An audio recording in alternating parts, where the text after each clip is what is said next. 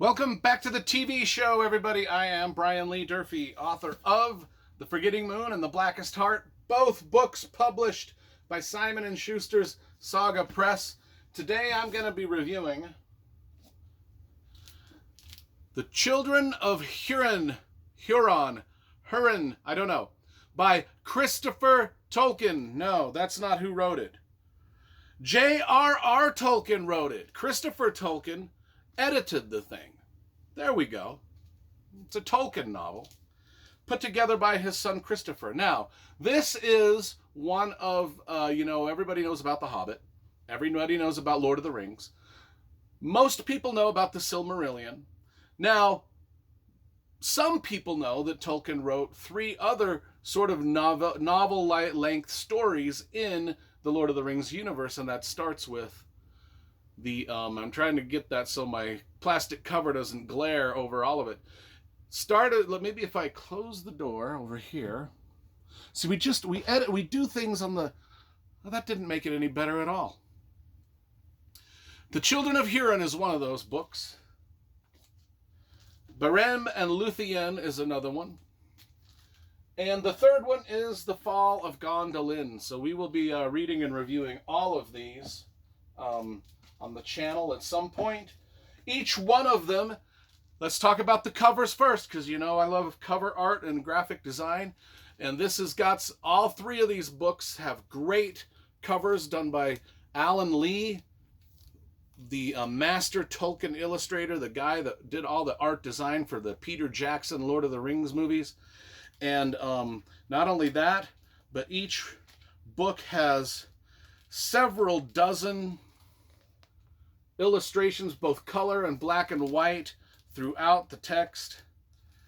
So all 3 of these books just have great Alan Lee illustrations. So that's just super cool. I mean, you can't go wrong. I mean, the publisher did a really magnificent job putting together some great books. Now, I listened to this on Audible.com. The narrator was none other than the legendary actor Christopher Lee, who, of course, plays Saruman in the Lord of the Rings movies.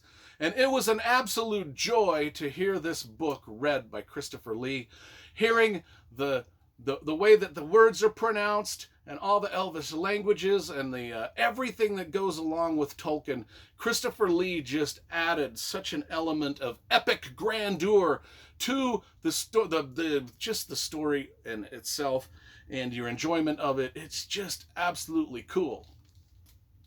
Of course, like all the Tolkien books, this also has maps and appendixes to go along with it, so you can tell where this book takes place west of the Grey Havens, a long time before the Lord of the Rings, ages before the Lord of the Rings. It takes time in the time of Morgoth. And of course, Morgoth is the Dark Lord who lives in the fortress in the north. Imagine that, a Dark Lord in a Tolkien book. Oh, that would never happen, I don't think. The writing style of this, it's if you've read the Silmarillion, that really reads sort of like the King James Bible version of a fantasy novel.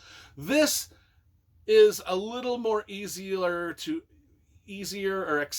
more accessible to a reader, because even though it does have some of that stilted, ancient, sort of archaic language that's similar to the Silmarillion, it's just not as prevalent. It's a little bit of a It's kind of somewhere in between the way the Silmarillion is written and the way the actual Lord of the Rings is written. It's kind of in the middle. That's the way the Children of Huron is written. And, but that gives it an epic, really archaic and ancient feel to it. We really feel like you're reading a true mythology, a true legend here, because of just the language that it's put in. And, it starts out a little bit bloody. I mean, I think it's a little more R-rated than the Lord of the Rings. I mean, we literally get, on page 55, a scene where, it says they hewed off Gelmir's arms and legs and left him. I mean, they hewed off his arms and legs. All of them. Now, the reason I bring that up is because for any of you that have read my novel, The Forgetting Moon, you know there's a scene where someone gets their arms and legs hewed off.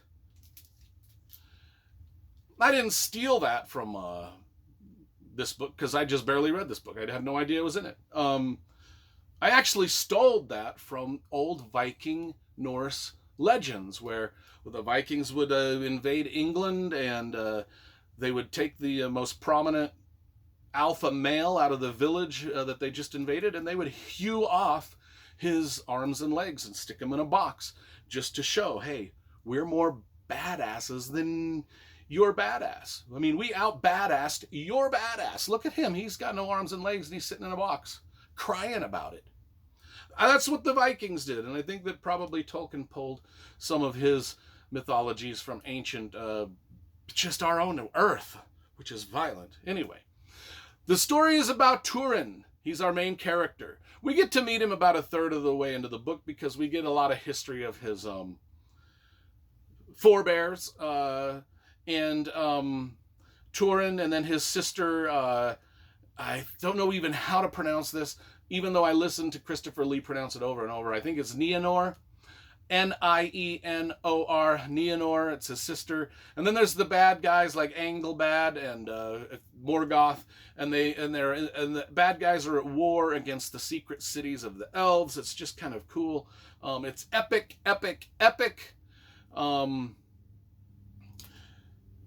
Yeah, the Children of Huron. By the way, Turin and Nienor are the Children of Huron. That's what we're talking about. It's just a kind of it's a short little adventure novel. It's got dragons. It's got Glaurung, Glaurung, I think it was, Glaurung, a spirit that comes to life in the form of a dragon, just a dragon made of fire. It's just cool. It's badass. I really enjoyed going back into this Tolkien universe, especially into some of the old age stuff of Tolkien, all the stuff that came before the Forging of the Rings and all this stuff. And partly the reason I was reading this is because of the new Rings of Power TV series that just came out on Amazon. That's sort of about this age of Tolkien stuff. Anyway, I liked this. I mean, I didn't like it as much as Lord of the Rings. I didn't like it as much as The Hobbit. Probably liked it more than The Silmarillion. So I'm going to give this about a 7 out of 10. I think it's an acquired taste for only probably those that really want to delve into Tolkien lore and stuff like that. But if you are that type of a person, it might be a 10 out of 10 for you. If you're not that type of person, you're just not going to like it at all. But anyway, that's my review of The Children of Huron. J.R.R. Tolkien.